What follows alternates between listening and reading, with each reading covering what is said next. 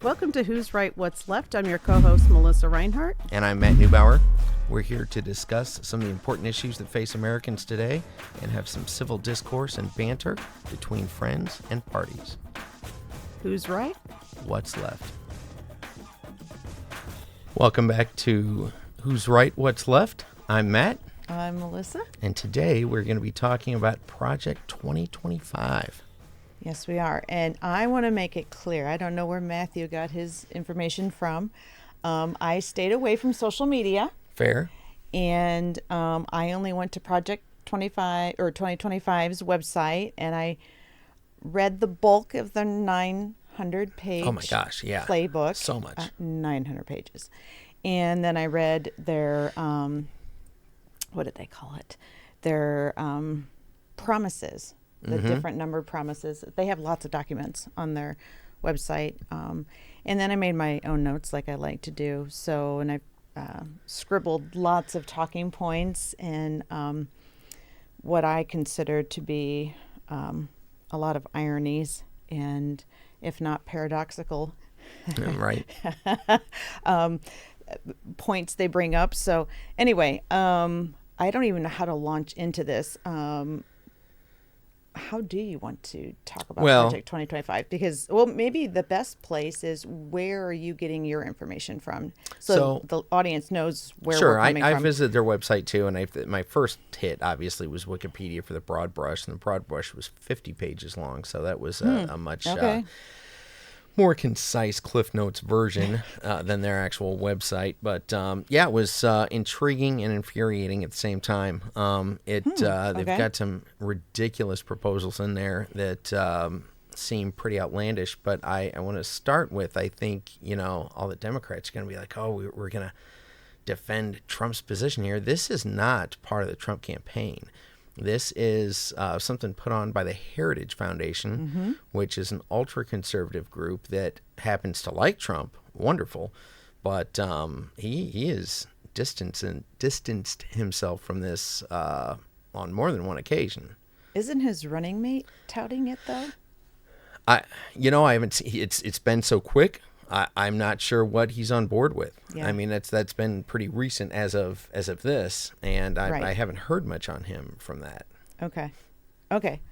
So I thought it was interesting because throughout all of the literature on the website, they talk about conservative, they talk about leftist, but they don't really come out and say Republican and Democrat. Thank all goodness. That right. Yep.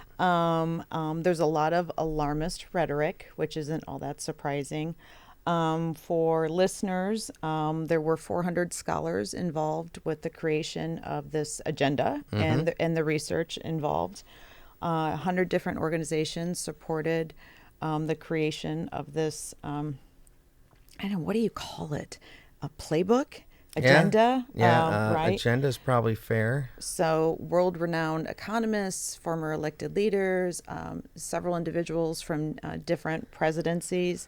And then the Heritage Foundation has been the lead facilitator for this work. So, and then of course, they're wanting President Trump to win, because then this agenda can go in.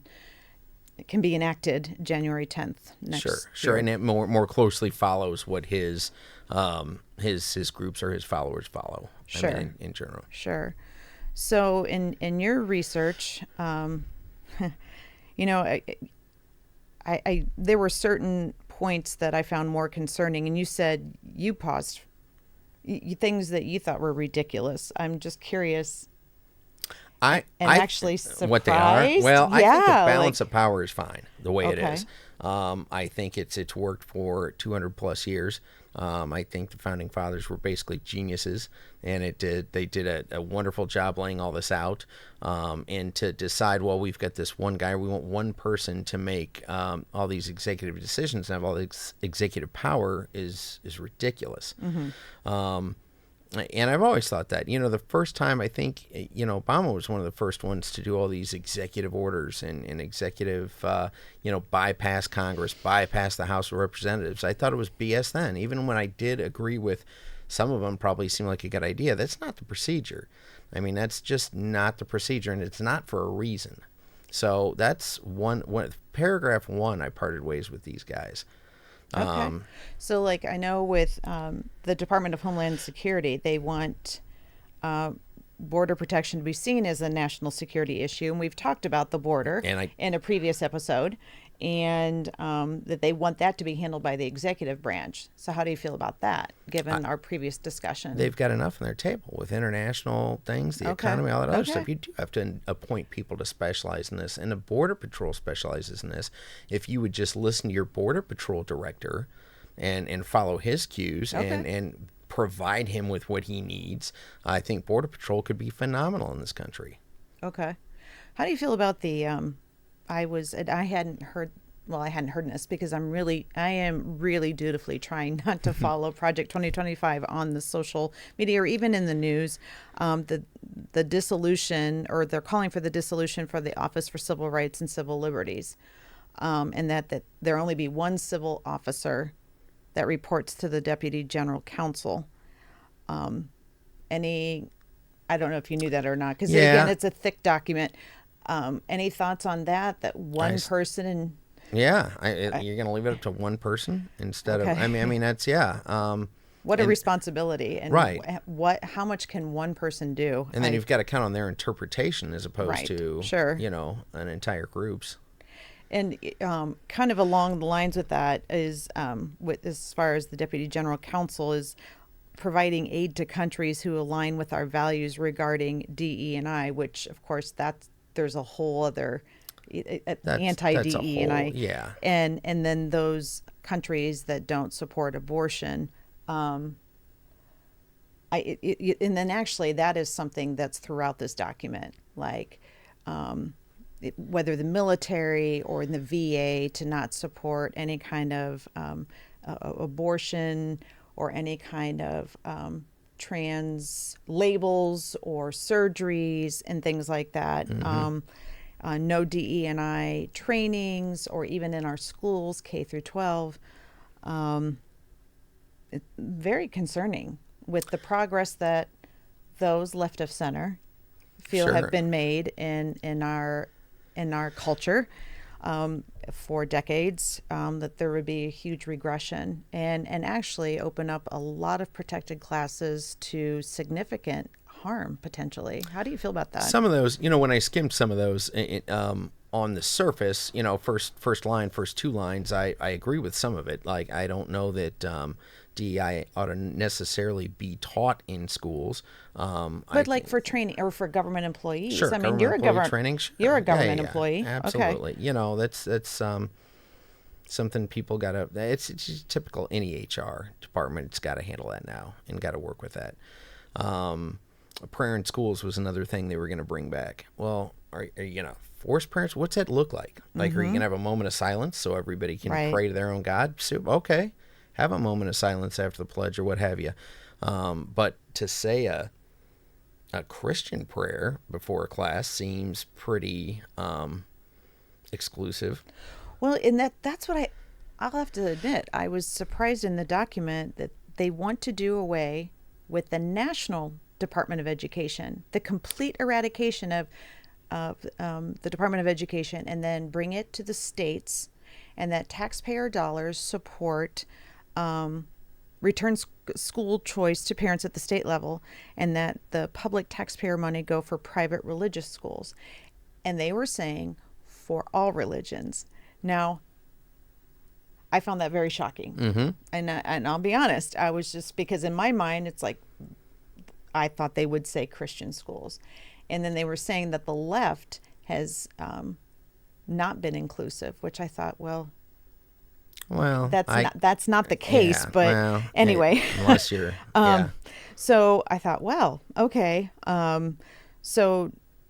But from a school standpoint, though, even that, let's say you've got a Catholic school, and people from the parish want to pay for that. They want to pay tuition. They want to be able to. Part of the beauty of a private school is you don't have the state dabbling in that. It is up to the parents. It is up to the parents and parish or who have you to let that happen. Now, if everybody's getting these federal dollars, now what's the difference between that and a public school now? Now Right. anybody can go to it. Now you've kind of lost your you lost your edge there in a way that, you've got these groups of folks who at this school, I agree with what they're selling. I agree with the way they're educating children. I am willing to pay money out of my pocket as well as still give my tax dollars to the public school, but I'm willing to pay extra for this extra For the private. education and for the input. Sure. I'm paying for input. I'm paying for access to teachers and principals and all that. You're going to take that away? I think a lot of private schools will be screaming about that. So another big change and again, this was a previous episode that we recorded, suspending all loan forgiveness programs, which again, as we talked about, yes, there have been a lot of loans forgiven, but there are federal programs that have been around for decades that previous Republican presidents put in place that we talked about, right? Sure, A lot, like sure. if you work for nonprofits or on an Indian reservation, that there are different programs that forgive loans. It's not just because one president says these are all forgiven, right? There are lots of different programs that those would be eradicated. And then only recognize students' sex at birth and the use of pronouns based on that sex. So lots of changes on the educational front. And of course, teachers are really really concerned about that what is this going to look like if this does return to the state, and then how those tax dollars are going to be divvied up, right? And is it just based on state tax dollars? Right. Because we've got some low-income states within Right. the 50, and they Right. are already, I think if you correlate that with their educational system and ranking, I think you'll see some of the same at the bottom. Yeah, So that is very, very concerning. As far as another thing, because my heart, I've done a lot of work with food insecurity and ran a very successful food bank program in the recent past. I know they want to move the SNAP program, or like the food stamps, right? Commonly, they want to move that to a different away from the Department of Agriculture. They want to reform the WIC, the Women, Infant, and Children program, and they want to take away. This is the one that kind of made me pause, like, oh. They want to take away the free summer meals for children, unless the student is in summer school. Now, I know in Fort Wayne, many children. Take advantage of that program, and the Feeding America program, the No Kid Hungry program, which is national nonprofits that dedicate their mission to combating food insecurity, say summertime is the hungriest time of the year for children because they don't have that breakfast and lunch that they get during the school year. That's 13.4 million kids that potentially go without at least a lunch during the daytime. And to say that they only go to school, well, what about those kids that don't have that lunch? I mean, that's concerning. Sure. Then what? And what? So I was always curious too. Who pays for that lunch during the summer? Does that come out of the school budget, or is that a separate fund? That's a good question. I know it's federal dollars that go to that, are allocated to that, and there is a way to apply for those. And actually, because I was looking that up today, there are ways to apply for it. Your community, different organizations can apply for that, and you can become a distribution center for that. Sure. So. I don't think it comes out of your existing budget. I would hope it wouldn't come out of the education budget. I mean, because that is it is a school, it's not a food bank. But on the other hand, how are you going to punish these kids for that's the outcome. Just being born low income? Well, and or just not an opportunity because both parents work and nobody's at home to prepare a meal or anything like that. Well, and I also ran a summer day camp, and a lot of organizations run those summer day camps across the country, and those that are educationally based, that especially for low income children, is to prevent the learning gap that happens, because that's real. And then so to prevent the learning gap, and if you're going to bed hungry at night, that just increases that likelihood that when they start back to school in the fall, it's just they've got so much more catching up to do. You know what I mean? Yep. It just slows down the learning, and it's just like, let's think this through. So again, it's 400 scholars. It's like, Okay, how many of those scholars have looked at food insecurity and how that impacts children and learning? Like, Why? come Why on. even touch on that? I Why don't even get it. like? I don't get how that's going to be an improvement for the country. I don't get it. I don't get it. And if you want to look at saving tax dollars, ask yourself why the Air Force is buying $90,000 washers that I can go to HWI and get for like a nickel. I mean, there's other places. Yeah. Speaking cut of the budget. washers, but a different kind of washer, made me think of appliances. So the Environmental Protection Agency, they want to unleash American energy. They want to take advantage. This agenda wants to unleash American energy. They want to eliminate energy efficient standards for appliances because they say that they don't really save money. So, okay, I do wonder about some of that. I can tell you that, like how efficient they are. I've got a refrigerator that I think came from like circa 1985 that is still running like a champ. A buddy of mine bought a really high name brand refrigerator. Well, but he said, yeah, this is my third one in 10 years.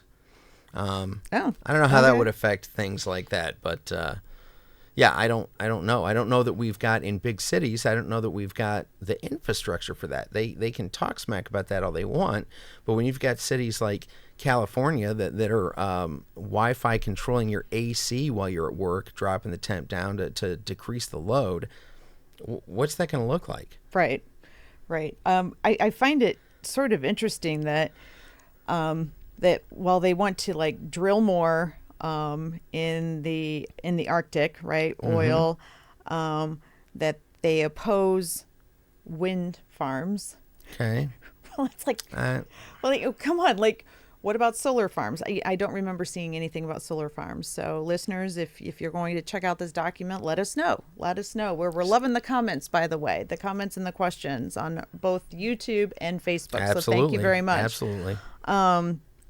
They also want the Indian tribes that, or the reservations that are in areas with a lot of natural resources, to be able to decide what to do with those resources on their reservations, for them to have the sovereignty to decide what to do with those resources.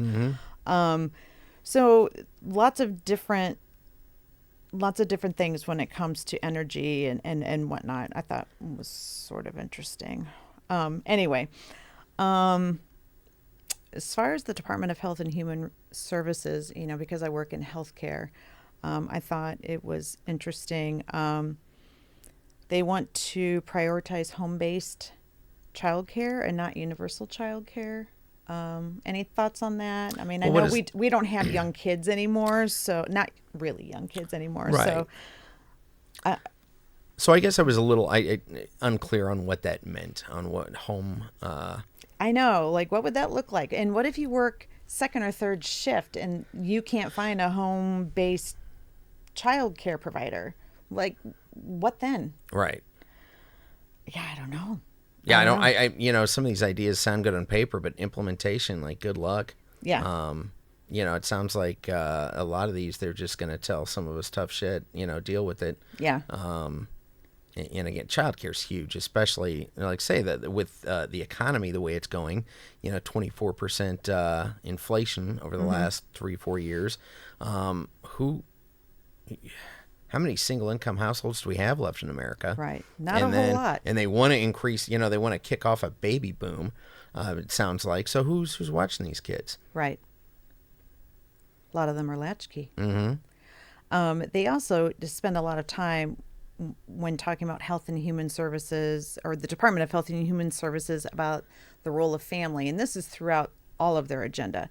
They promote this idea of a man, woman, 2 children, the nuclear family, very much a 1950s flavor of the American family. Did you walk away with that same impression? Oh, yeah. It said okay. Happiness. What was that? One guy's, it wasn't the pursuit of happiness as people...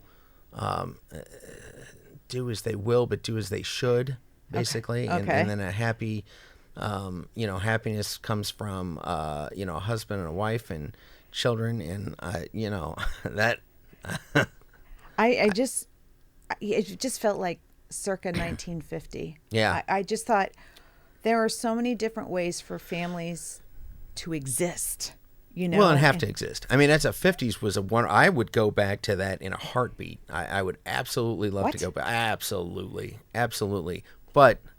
What? Oh, yeah. But it was a great economic time. You could live on one person's salary. Homes were affordable. Groceries were affordable. You could afford to do that And stuff. how would your girlfriend feel about that? Oh, I think she'd get on board with the trad wife life in a heartbeat. Yeah. I think she'd stay home and propagate plants and cook pie and love every minute of it. I'll connect with her after we're done Let's recording. see what this. she says. See what she says. Yeah.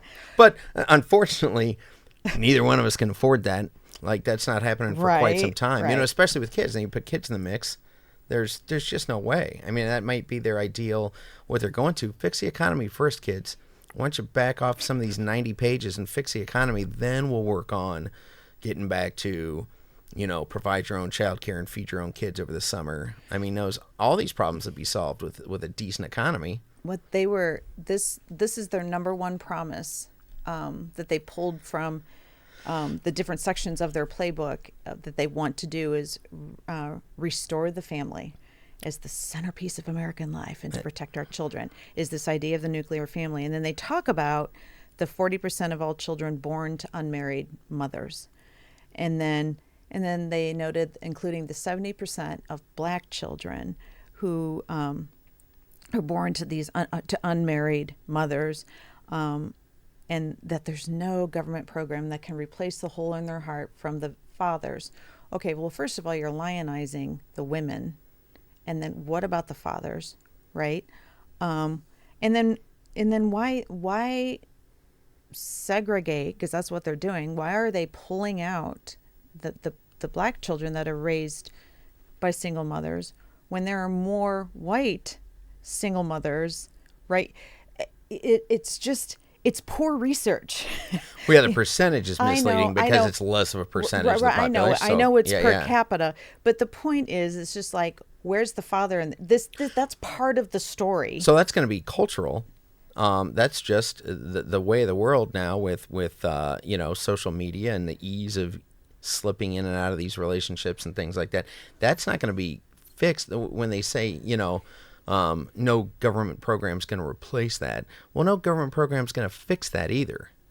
It's cultural. Yeah. Well, and then I don't know if you saw this, but they even noted not even live-in boyfriends are going to be are a substitute for a husband-father figure, because a live-in boyfriend is considered dangerous because it doesn't provide the long-standing stability to that nuclear family. Well, now, how do you feel about that one? I think on the surface that's probably true. He can dip at any moment. I mean, but with the ease of divorce and what, 52% of America has done it, I'd say that's no guarantee either. Marriage, and I go back to cultural. Like, you can try and save the American family all you want, but that's a cultural thing. And who knows what the family will look like 25 years from now. We could have so many different iterations of family. Family has evolved for centuries. Mm-hmm. Other topics they talked about when it comes to the Department of Health and Human Services, as far as revoke any regulations that are still standing regarding the pandemic, and pay damages to those that were unfairly treated during the pandemic. You smiled when I said that. So explain. Overtaxed and never vaxxed. Oh my goodness. Okay. Yep. I hadn't heard that. Oh, you've not heard that? No, this is my first time. Yes, that's going on my next T-shirt. Seriously? Oh my God. You don't need to buy me one for Christmas. No, but I don't need reparations for that, but there was so much, you know, do you think there was that? Virtue signaling, well, public and all shaming, that, but do you that. think somebody needs to be compensated for that? That goes back to our conversations we had about reparations. I believe maybe the police officers who got fired from smaller departments because they wouldn't take the vaccination, I think that would be an issue. Okay. I think some public safety folks and nurses that took it over the threat of being terminated if Show they me didn't. the data. We'll come up with it. We'll give you specific names. Okay. I don't need names. I just want data. Okay, and I don't doubt it. Yeah. I hadn't heard about police from smaller departments. Okay. All right. There's articles online about that. Okay. We'll have to go back on it, but now, and I'm sure this won't come as any surprise. They want to defund Planned Parenthood via Medicaid for abortions paid at those clinics that perform them. Which out of all the Planned Parenthood clinics, only 3% of those clinics perform those. My concern is, outside of the whole abortion discussion, is that they want to, although they don't specify from what I could find in the document, and I'm still going to keep looking for this, is that what about the 34% of the Planned Parenthood clinics that provide contraceptive services? Because my understanding is some contraceptives they want to ban and others they're okay with. So 34%, that's a third of the Planned Parenthood clinics in this country. That's alarming, because what we're going to see is the birth rates go up. well, that's what they want. That's what they want. Well, an increase in birth rates doesn't mean there's going to be a correlation of an increase in nuclear families with marriages. No. I mean, you know what I mean? They want their workforce, though. They want their worker bees is what they want. See, again, it doesn't line up. It just doesn't line up. Absolutely not. It doesn't line up. I've said it before, I'll say it again. 90% of this country's problems could be solved or created by indiscriminate breeding. I mean, some of the poverty. Yeah, some of the poverty. Oh boy. I am all for contraception. If you do not think that you are in a position to raise a child, to feed a child, that you could be a healthy parent for that child, by all means, use contraception. I don't know why we would ever dream of taking that away from anybody. That's crazy to me. Especially with now, again, it's cultural. You're not going to change the morals of, teenage kids, or the morals of people who, go out drinking for the night and don't think and what have you. And now, you're in a position to, I mean. So I'm going to put you in the hot seat. Uh-oh. Yeah, I know, right? Because it's salient to what you just said. So you being in law enforcement for the entirety of your career, I know when they talk about the Department of Justice and they want to reform a lot of the FBI, they really come down on the FBI in this document. I don't know if any of you are interested in the FBI, but if you really want to see them throw some shade, basically they say they're a hot mess and they're not to be trusted. We need to clean up and restore the integrity of the Bureau. They're viewed as being political now. Yeah. A political tool. Yeah. That they want to promote and expedite capital punishment throughout the nation. So, and this isn't a new conversation, that while they want to protect the integrity of life at conception. Yeah, toward the end. But toward the end, here is an adult from 18 on up, capital punishment. Yes. So you have the opportunity to make your choices. Is that where you define the difference, the line of difference there? Well, sure. Oh, yeah, absolutely. Absolutely. Okay. I mean, I just find it ironic. Like to me, it's like, if you're going to say life is life, don't say life is life. Don't say you're pro-life and pro-capital punishment. That's a little misleading. You're not pro-life in that case. You're anti-abortion. Okay. Right? I just find it ironic. Well, I know. That's what I'm saying. Yeah. We agree on that. Yeah. Yeah. Okay. All right. Sweet. I mean, we agree on that. Okay. All right. All right. So the Department of Labor and related agencies, I thought this was interesting. They want to support, because of the religious protections in the workplace. Yes, we are going a little bit longer on this particular episode, which we knew we would. So hang tight, guys. Important topic. It is. We are slowly coming to the end here. They want to do away with the EEO data collection. I work in an HR for a healthcare provider, so. They want to, any of those HR classifications, mark what ethnicity you are, what's your gender identification, those kinds of. They want to do away with all that, and they want to protect the Sabbath, whether it's a Sunday or if it's for your faith a Saturday or whatever the case may be. They want to do away with quotas, anything that's affirmative action like, and then do away with the DEI trainings, which we've already talked about. How do you, and also do away, rescind the regulations for discrimination based on sexual orientation, gender dysphoria, anything to do with transgender status. So again, those protections we mentioned before, how do you feel about that collectively? Like, because to me, being in the HR world, although I'm not an HR generalist, I'm more of a trainer, and I actually do those DEI trainings.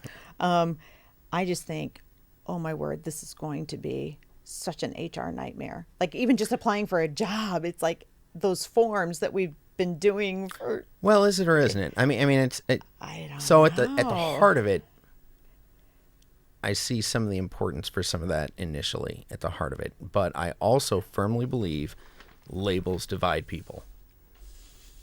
I think there's no other reason to put more labels on a person than to separate them from the pack, and I do think that's wrong. I can. It may seem weird on a a job application to sway away from that, but let's say you apply you purchase a firearm. Mm-hmm. Why do they need to know if I'm white or Hispanic or black? What's that matter? Okay. Why is that important? I can either legally do that or I can't. DEI, at the heart of it, I think we saw a great example of what can happen with that at the assassination attempt. That was not.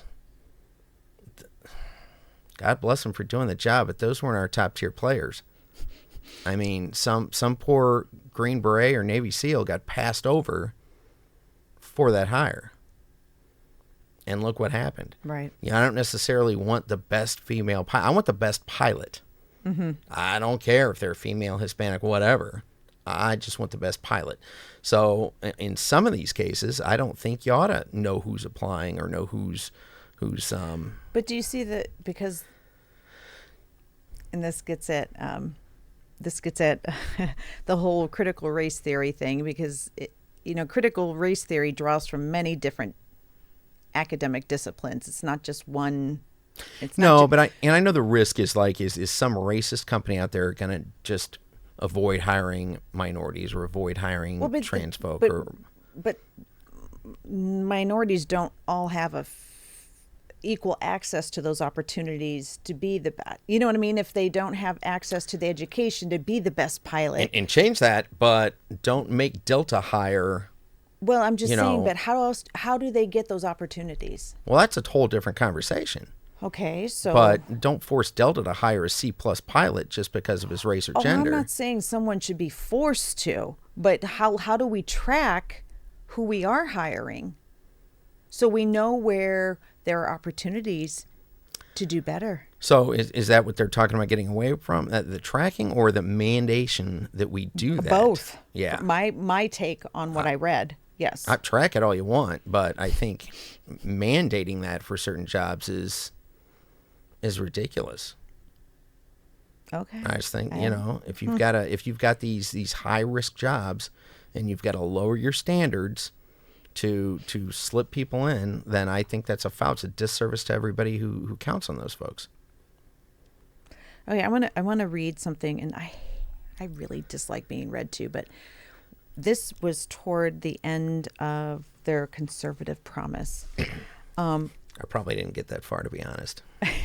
Tapped out about page 75. Right. Well, and it talks about the left, and we've talked about this. This whole point of this podcast is I'm left of center, you're right of center, and so they're talking about me and so many other people, and it's this alarmist rhetoric really annoys me, and this is why we're doing this. Absolutely, and it should. It should. And it says, okay. Ultimately, the left does not believe that all men are created equal. They think they are special. They certainly don't think all people have an unalienable right to pursue the good life. They think only they themselves have such a right, along with a moral responsibility to make decisions for everyone else. They don't think any citizen, state, business, church, or charity should be allowed any freedom until they first bend the knee. That is disgusting. So that's describing me. Well, they left. The left. So that's a broad brush, and that's one thing. Huge. As soon as folks start saying they offensive. want this, they want that. Well, who is they? Give me names. Give me a list of names. It's just a broad brush slander, is all it is. Well, and then they later on they say enemies.